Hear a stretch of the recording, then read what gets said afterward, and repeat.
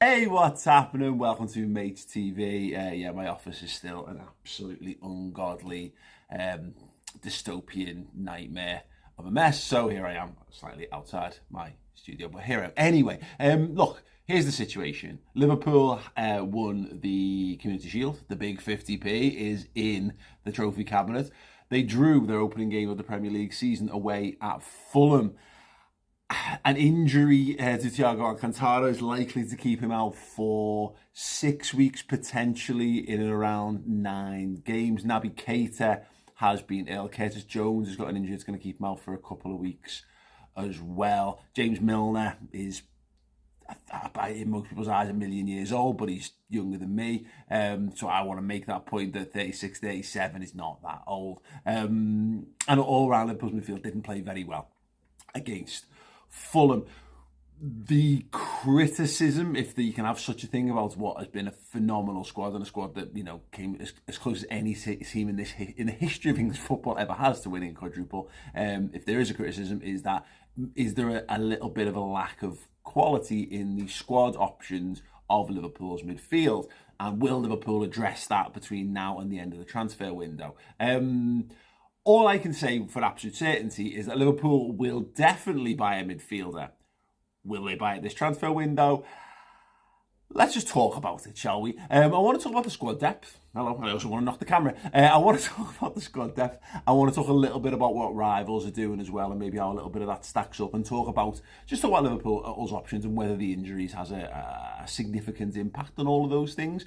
Jurgen Klopp was asked about this, and he was basically quoted as saying, Liverpool have got 9 midfielders, and he's in no rush to go out and add more players to that. And his wording is along the lines of, and I'm paraphrasing ever so slightly, but particularly pertaining to injuries, we're not going to buy someone because we've got a few players out for a couple of weeks, because then you're going to end up with a situation where you've bought someone and you've effectively got too many players. That was a dreadful piece of paraphrasing from me, but that's what he's effectively sort of saying.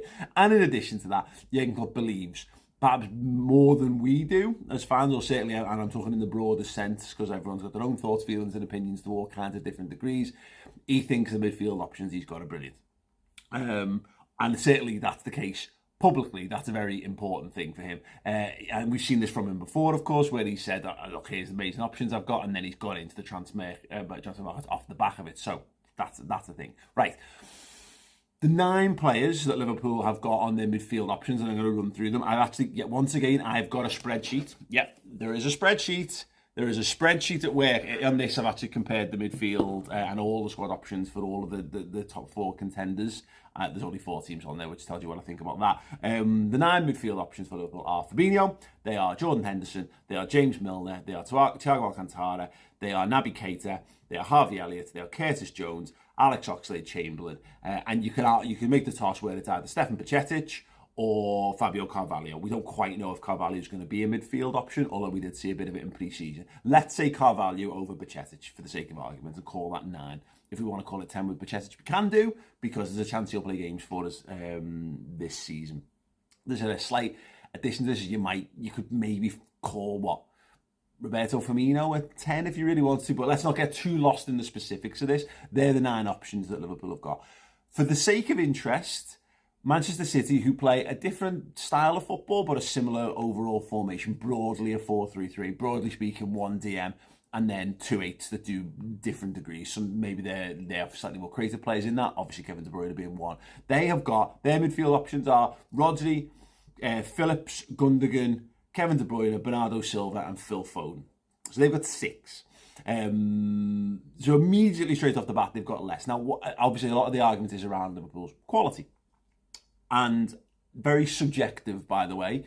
But I think you'd argue that, look, Kevin De Bruyne is absolutely almost peerless in British football. He's there, but you say he's their best midfielder. So you'd sort of stack him up against, I guess, alongside, let's say Thiago Alcantara for the sake of argument. You're looking at Rodri and Fabinho, certainly a much of a much between those two. I'd argue Fabinho's a little bit better. I don't quite know what to make of Phillips and how to rate him, to be perfectly honest. But he's in prime age. He's a good, solid centre midfielder. I don't know, if we had to stack him up against a Liverpool player at the moment,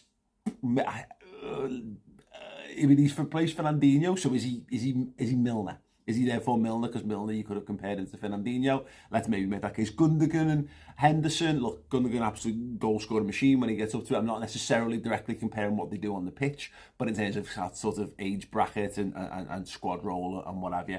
Again, Jordan Henderson, loads more in terms of, you know, being a captain and all those extra things that he's got to his bow. I'm not here to stack them up individually directly. Phil Foden, Harvey Elliott, I guess, in the squad. And then above and beyond that, what it leaves us with is more or less sort of three players to play with in Curtis Jones, Oxlade-Chamberlain and Fabio Carvalho. So I would suggest that Liverpool squad depth isn't quite that bad. A lot of this is focused on Oxlade-Chamberlain, whether he can be upgraded on. And the answer is yes. But in terms of when you're just looking at a side-by-side comparison, and Man City might add one or two to this before the end of the window, of course, and that'll be by the by. But what I'm kind of suggesting here is, largely speaking, even in terms of quality, I don't see that there's a massive disparity. There is a bit of a disparity, and again, some people will go, well, there's miles, and some people say it's a little bit closer or whatever. Yeah, but I would say Liverpool have got volume, and that maybe counteracts, I think, a little bit of the quality issue. Ultimately, I would suggest that Liverpool have more quality in defence, and they've got more quality in attack as well. If we're going to talk in the broader sense when they're stacking them up, you can't have perfect players in every single position on the pitch.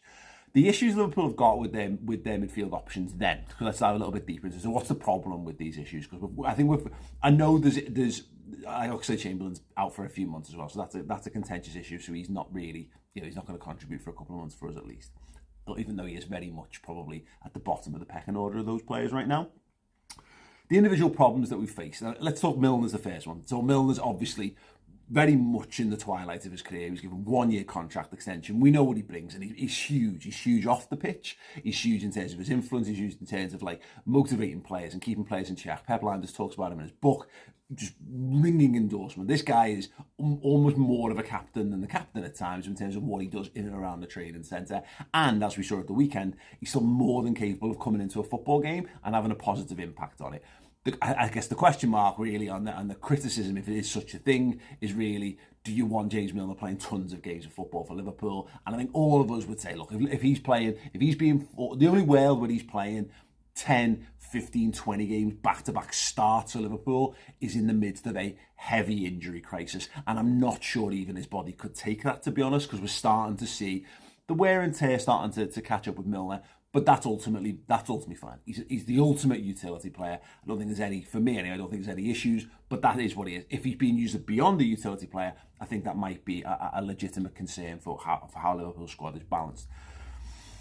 You've got Fabinho, who I think, look, he's in his prime age. He's arguably, if not, inarguably the best in the world, more or less in his position. I don't think there's any issues over Fabinho. I don't think anyone's really got a problem with Fabinho. We're seeing a lot more issues around Jordan Henderson again. He had loads of troubles at the start of his career. He won everyone over. He's had a few years of absolute bliss where he's become the most successful Liverpool captain, basically, of all time in terms of trophies that he actually lifted. He's been an integral part of the Liverpool side under Jurgen Klopp. He has been, the team's always been built in his image under Jurgen. But we are reaching a point now where we're going to have to be more careful with Jordan Henderson. He's going to have to be used a bit more sparingly, and there's maybe a case that as an offensive 8, Liverpool might need more from that position. Liverpool going to start to need a guy who's going to score 10 goals a season from that position. If that right-sided 8 is a guy that makes Liverpool's a 3-man attack into a 4-man attack, you're looking at double figures, goals and assists. Harvey Elliott said it to me on pre-season. I was joking, like, I wanted 10 goals from him, and I've done that before. I did that to Jordan Henderson the season before he became a 6. Yeah, didn't meet that. That was largely tactical. Liverpool need to get more goals from midfield, and Harvey Elliott clearly has that target. Curtis Jones has clearly been set a similar target as well, and it might mean that this side is evolving past Henderson as an 8, and I understand that. So I think that's a reasonably valid critique of Henderson and his position within the squad. Albeit, look, he's massive for Liverpool, and he has been brilliant. And you can drop him into any given game of football. I mean, he literally plays in the Community Shield and plays really well in that game. Has quite a telling impact on it in terms of his passing and his engine, his movements, and all that kind of stuff. Right, Thiago Alcantara. Biggest issue around Thiago, fitness and availability. So last season we get 2,300 minutes out of him. I think it's 39 appearances or comps. The season before, his first season for Liverpool, it's 30 appearances and it's 2,200 minutes. Now, what we know in that first season was Richarlison basically kicked his leg off and he misses a more. He misses about 12 games through injury in that season. I think 10 are related to that particular injury. You can make an argument a little bit around that. He has coronavirus that season as well, which hampers his start to his Liverpool career. But once he gets in the team, Liverpool are much better for it. Our win percentage with him and Fabinho in the team is absolutely stellar. Nobody is critiquing, I think, Thiago's ability on the ball. But the main issue is he's so good. But what you want is that, but he's available for 4,500 minutes a season, 5,000 minutes a season. You've got an undisputed one of the best in the world. Kevin De Bruyne gets 4,500 minutes, I think, more or less, for Man City last season. And that's a big differential. Naby Keita, I think, goes sort of hand in hand with Thiago. They're largely sort of, last season, were largely tagging each other out. Naby's best return in terms of last minutes, I think actually in his entire Liverpool career, he gets about 2,000 minutes for the Reds, around the 30-odd appearances, all comps. But again, he's there to not have a transformative effect on the squad, which is what we bought him for. He's there so we don't have to run Thiago into the ground, is what I felt we'd found the middle ground. But now he's Liverpool's fourth choice midfielder, which again should theoretically speak to the quality of the squad. But do we really? The thing is, he's 27, 28. He should be the mainstay of Liverpool's midfield days in the prime of his career. And that kind of ties into that wider point, is that Liverpool don't really have anyone between the age of 23 and 28 who is nailed on starter for the midfield, who is brilliant, and he's the man who's carrying and leading the team. A bit like what we saw at Real Madrid, where you've got Modric, Kroos and Casemiro are all post 30. But what they've got going for them, as we've seen, and not only have they added Tchouameni this summer, but they started to bring through, like Camavinga as an example. They've got a really, really, really super talented, exciting crop of footballers who are starting to ease that out. And what Liverpool have got is, I think we've got that, which is why I think Liverpool are quite relaxed. Still some question marks over Curtis Jones. So the Curtis Jones thing, 21, I think he'll be 22 this season. He's tall, he's fast, he's got phenomenal touch. Is like his close control is an absolute thing to be honest. One of those things when you watch it do it, you see you just think baller whenever you see him play. Very, very impressive. But can he add goals? Can he add assists? And can he do it consistently? Can he start to nail a place down? That's going to be that's the question mark over Curtis Jones' role in the Liverpool squad. Harvey Elliott looks like an absolute boy wonder, a star in the making. Another new contract, I think just a year on from being given one. Liverpool clearly think there's a lot to come from Harvey Elliott. But at 19, and on the back of the big injury last season, the next month or so is going to be pivotal, I think, to see him whether he can do that. Can he do it week in, week out? He looked like at the start of last year, he was going to evolve Liverpool's midfield, as I talked about. Jordan Henderson was going to have to play less on that right of midfield, and Harvey Elliott was going to be that transformative player, a real star in the making. He's got it. I'm pretty convinced that he's got it, but what we can't, with cast iron certainty, say, because he hasn't got 2 or 3 seasons behind him, to be able to say, look, here's demonstrable evidence that says Harvey Elliott will be sound. And then obviously Fabio Carvalho as well. Very similar sort of answer. You might see him play a bit more on the left-hand side of the front three for Liverpool as well. We don't quite know where he fits in. I think people would like to see him maybe as a 10. I think him and Elliott are cut from a similar cloth. There might well be games in the not too distant future where Carvalho's left of the midfield three, Elliott's right, and maybe you've got Fabinho in behind. And when you're just tasked with, you're going to have 70% possession, you've got to break the team down. Go on, lads. Go on by 5 in attack. Go for it. Fill your boots. And then Oxlade-Chamberlain, as sort of mentioned, he's got all this sort of injury issues that we talk about with Keita and with Thiago Alcantara, but increasingly his best season for Liverpool gets further and further away.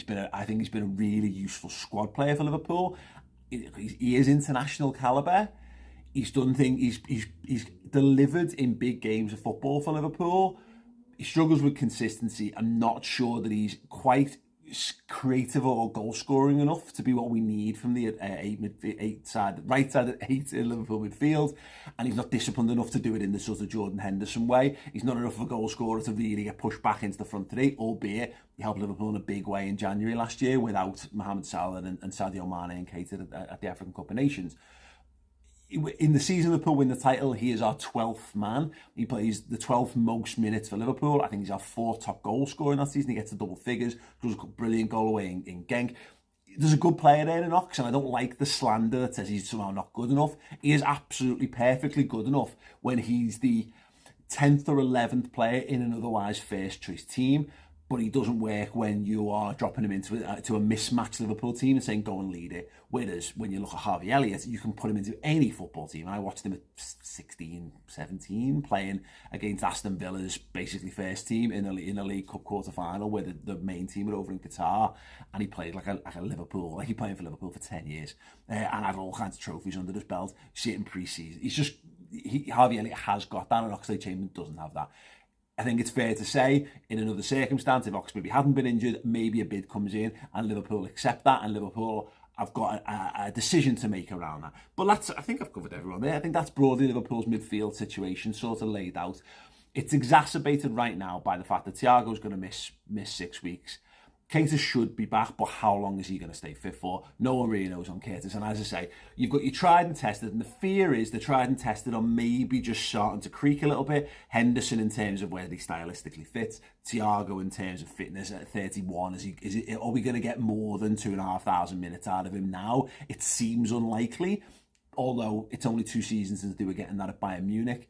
But it's a faster, more competitive league. I can understand how that's certainly a question mark. And I think the big question mark as well, why, Liverpool clearly wanted Aurelien-Tchouameni. Very strongly linked. That seemed as cast iron as any links.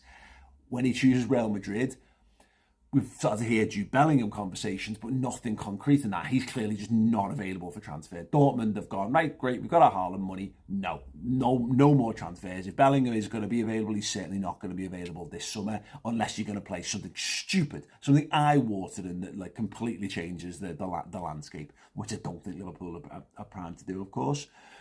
It's odd that Liverpool haven't bought a midfielder, given they were quite clearly targeting one, but not unfamiliar for how Liverpool do things. And what I mean by this is, and why I feel quite laissez-faire about the situation, what I mean is I'm quite chill about it. Not because I don't think Liverpool could upgrade. Look, because I've said plenty of places before, if Jude Bellingham was available, the last one of these videos I did was that he's a no-brainer, even at 120 million. Just go and do it because of how good he is and what he can box off for you in the long term. But it does feel strange that we would go for someone and not then go and get someone else, unless you then start to look at the past and how Liverpool have conducted themselves. So Liverpool go to buy Virgil van Dijk in the summer of 2017. They basically get accused of tapping up. Southampton go, nah, not happening at all. The deal collapses. Liverpool have to put out a statement saying they're not going anywhere near them. But behind the scenes, what's really happening is Liverpool are negotiating with Southampton, and everyone knows. The player knows, Liverpool know, Southampton know. Virgil van Dijk's going to join Liverpool at Christmas. Okay, so that's one example. Another similar example is the goalkeeper situation. So Loris Karius has an absolute nightmare in the summer of 2018 off the back of the Champions League final. Liverpool are not really made up with him as an option. Danny Ward is there, and Jurgen Klopp famously comes out and says Danny Ward's going to be Liverpool's first choice goalie. Alisson Becker becomes available at a price that Liverpool feel is right, albeit it makes him the most expensive goalkeeper on the planet at the time. They push the button and they go and get Alisson Becker, and he starts the season for Liverpool. And more recently, or 2 more recent examples, last season, the season before last, apologies, when we're going through the COVID season, Liverpool are shorn of all their centre-halves. There's no centre-backs available, and all the midfielders who are recovering, they get injured as well. And Liverpool need someone. They need someone desperately. They go out and get Ozan Kabak on loan, and they bring Ben Davies in for a couple of £1 million as short-term stopgap solutions. Short-term stopgap solutions. Why? Because they want Ibrahima Konate, and they can't get him out of Leipzig in the January. But they know, the player knows, Leipzig knows, Liverpool knows, he's coming in the summer, and we've seen that again now. Look how good Konate is. He looks like the heir apparent to Liverpool centre-half. He looks like he could well be on a par with Virgil van Dijk in years to come. His development is already, at this age, he's now played a full season for Liverpool, going up to and including, a Champions League final, being probably Liverpool's best player in the Champions League final. Virgil van Dijk was still playing for Celtic at his age. That shows just how good Konate is. So I think we'd all agree, ultimately, worth the wait, rather than even what if we'd signed Kabak down permanently for 15 million right there and then not been able to afford Konate? Or moreover, you can, but you've got Ozan Kabak stinking the place out for the sake of argument. I thought he was all right, but quite clearly his career hasn't progressed, and you can see doesn't work at Norwich last season. Is he really of the standard? You're stuck with a player that you can't get rid of, who's probably on decent wages. And the other example for Liverpool is, of course, Thiago Alcantara, who clearly as he's heading towards his 30s, has had consistent sort of injury inconsistencies. Liverpool know what they're getting, but they, in terms of that, but they also know what they're getting in terms of talent. They chase him all summer, and they finally get the man because they know how important it is and what a good footballer they're getting in there. This isn't just a Liverpool exclusive thing, by the way. One really interesting example of it, and we're seeing it borne out in front of us this season already. Manchester City do exactly the same thing, by the way. City do go out and buy players sometimes, and you wonder what kind of level or what kind of quality they're buying. They don't buy loads of lads who are above and beyond what they've got in the team because they've got a very, very good team. They buy backups here and there, and then like particularly the fullbacks, and then they move them on and they move them on and move them on, and there's churn and there's churn and there's churn. Liverpool don't seem to want to do that because I think it goes against the ethos of what Jurgen Klopp has created. But anyway, last summer, Manchester City go, we want Harry Kane. It's Harry Kane. He's the main target. He's going to be our centre forward. And basically, they can't get him out of Tottenham. It's too much money, and they've already spent the money on Jack Grealish. They literally can't afford to go to the 120 million or whatever that Spurs want for Harry Kane. So they go, shit. Okay, well, what are we going to do? Well, they had a little sniff around Cristiano Ronaldo, which is an interesting point.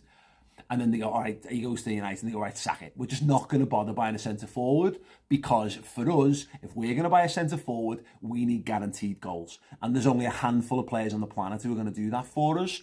And so their decisions are this summer, go back for Harry Kane again, albeit he's a year older, a little bit more wear and tear, and you know it's still going to cost you in excess of 100 million. Or you go all in on Erling Haaland, who, yes, you've still got to throw money at his family and the agents and all that kind of stuff, but all told, is a solid package. He's got loads of years ahead of him. Either way, he's another heir apparent to the elite footballers on planet Earth. Everyone said that was a stupid gamble from Manchester City last year. They took that gamble, though, as was their right, as they'd earned it to be their right because of how well they'd succeeded on and off the pitch with transfers and just literally winning silverware. And that would have been their cross to bear. If it hadn't worked, they would have looked stupid. But sometimes you've got to gamble. Why? To get the right player. What if they'd convinced Cristiano Ronaldo? So Cristiano Ronaldo, for what, buttons? Was even a free transfer? A handful of million, maybe signed on fee, basically next to nothing. They would have signed Cristiano Ronaldo, and they'd have, in hindsight now, having seen a full season of Cristiano Ronaldo, what a stupid decision that would have been, because ultimately he so far doesn't suit Manchester City's style. He might have been able to, he still would have scored 20 goals potentially, but you've got all the extra ego and potentially all the problems that come with it. Now, with the gift of hindsight, Ronaldo looks like a massive bullet dodge for Man City, and now here they are a year later with Erling Haaland, and he just looks like, wow, like, of course you've waited for Erling Haaland. Of course you have. Why wouldn't you? Look how good he is.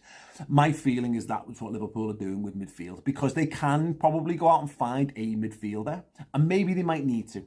And I wouldn't be against it. I wouldn't be against it at all. We've seen, like, Octavio linked, but is he really of that standard? I don't know. We've seen Matheus Nunes linked. Is he of the standard? Honestly, I don't really know. There's going to come a point where Liverpool bought the two best players in the Portuguese league in the last 9 months. Man United bought the other best one the season before that. Eventually, you're going to get to a point where the lads, even as good as they are, might not be good enough. And he might be brilliant. He might have a stellar career. But I don't think he's proven enough to maybe take the gamble on it. It might be. I might be wrong. It's not to the point I'm trying to make on this. What I will try to make is that Liverpool could go out and get a stopgap, but I think, much like they said with the centre-half situation, Liverpool said, no, Dejan Lovren's really good, Joe Gomez is really good, and we think Joe Matip's really good. And we have to buy better than what we've already got. And I'm not sure if you're just looking for a midfielder. I'm not sure there's tons of midfielders who might be as good as what we've got, but Liverpool don't need to buy as good. Liverpool need to buy better than what we've got. And what we've got at the minute, I think we've got enough volume to cover the injuries and inconsistencies within the squad. Ideally, what you want is a bit more like what Manchester City have got, though, where it's 7 real quality rather than the quality just being a little more stretched out over 9. And I think that will be the battle plan moving into future seasons. But having bolstered the attack, having spent £50 million in January on Diaz, having spent upwards of 60 to 70 on Darwin Nunes this summer, as well as buying Ramsey in as a right back as well, I just wonder whether Liverpool have got the clout, first and foremost, to go and get a player of true Liverpool quality this summer, and also ultimately, is someone of true Liverpool quality actually available this summer? The honest answer to that is probably no, right? Probably. You don't know. And a lot of this, and I don't want to go down the route of, well, it means Liverpool are definitely signing Jude Bellingham. They might not. Hey, listen, it might be absolutely agreed. The player might have shook hands, and there's all this stuff going behind the scenes. We don't know, so we can't really use that as a concrete way of answering things. But I think Liverpool will argue that they've got a bunch of players who understand how Liverpool play, who are fully integrated into the culture. They understand the requirements of the Premier League, of the Champions League, of the domestic cups. They've all won silverware now at Liverpool as well. And that is maybe more important. If you can't buy exactly what you want, Liverpool would rather have lads who know what they're doing of a slightly, arguably lower quality than maybe go and get someone who's a little bit better but is not integrated at all. Because ultimately, you're not going to be able to reap the benefits of them in the short term. If you want a player who's going to come in the next 6 weeks and set the world alight in Liverpool midfield, he needs to be fucking brilliant. I mean, generationally, talentedly brilliant, because that's why Liverpool went and bought Thiago, because that's how good Thiago Alcantara is. And they took the gambles that came with that because that's how talented he is. They paid big money for Naby because that's what they thought they were getting from Leipzig, someone who had that level of quality. So yeah, look, it doesn't necessarily solve them. Will Liverpool sign a midfielder? Absolutely, because there's much smarter people behind the scenes looking at these kind of things than you or I or anyone on social media, are who are tackling this thing. They've got spreadsheets and analysis for days. If I can see it, if you can see it, they saw it well before all of us, because that's just how they work. And it's sad and it's annoying, and we love the excitement of a transfer, and it always makes us feel calmer because Man City are this basically unstoppable juggernaut. But the only way you can compete against Manchester City is to get your transfers right, is to buy brilliance, because that's what Liverpool cannot afford to waste money on gambles and mediocrity. Simple as that. So Liverpool will trust what they've got. Liverpool will probably double down and they will scrape through. And hopefully what emerges for Liverpool is more heroes. Hopefully more time for Elliott, more time for Jones, more time for Carvalho, and they become the superstars from within. To use a City analogy, this is exactly what happened when David Silva was getting older. Where's the David Silva replacement? Where's the David Silva replacement? Oh wow, look how good Phil Foden is. How did that happen? Well, because they played Phil Foden in an increasing amount of games as they faded David Silva out. He comes in, you've got a star there on your hands, as it should be done. That's a more Liverpool way of doing things than it is a Man City way of doing things. So let's just hopefully do more of that. Who knows? Anyway, right. Thank you so much for watching. 888 Sport have got a new series called The Playlist. My good mate Rory Jennings is over on there this week talking about the top 5 strikers in the Premier League. It's a little bit harsh on Erling Haaland, but there's some nice things said about Mohamed Salah. Here is a clip from that to play us out. Make sure you head over to the 888 Sport YouTube channel. Drop a like on it. Say, mate, sent me in the comments. Leave your thoughts on the opinions given there as well. That would be absolutely splendid. And other than that, yeah, I'll be back with more weekly videos here on Maych, hopefully moving forward. If you've got any topics you want me to discuss, let me know in the comments section underneath. Right, you guys are boss. Here's that clip. All the best. I've seen loads of flaws in Haaland's game that I think wouldn't be an issue at other clubs, but will be an touch, build-up play, weight of pass. Okay. To slot into the City team, you have to be so specific. You have to be so good at so many very particular things. Yeah. Agreed. This isn't scoring goals for Chelsea, who are going to whip in crosses and you getting on the end of them. This is intricate build-up play. How good's your touch? How good's your weight of pass? You can do that. I don't think you can look at Haaland and say, he ain't going to know. I don't know how many ways I can say this. Fair enough. Okay. So that's why I think there is a question mark about Haaland. Okay. And this assumption that Haaland's going to go for the golden boot and Haaland's going to... It's so disrespectful to the establishment. It's so disrespectful to Mohamed Salah, Heung-min Son, Harry Kane, who have been doing it for over half a decade. Yeah. Oh, this new guy's going to come along. No, it's not. If Mbappe was in this Premier League, I'd have him right now as the top goal scorer. It's not disrespectful at all. When the best players come over, it's not. When the best players come into this country, and we're talking the best, when they come in, it's not disrespectful to say they're going to be better than what we've already got.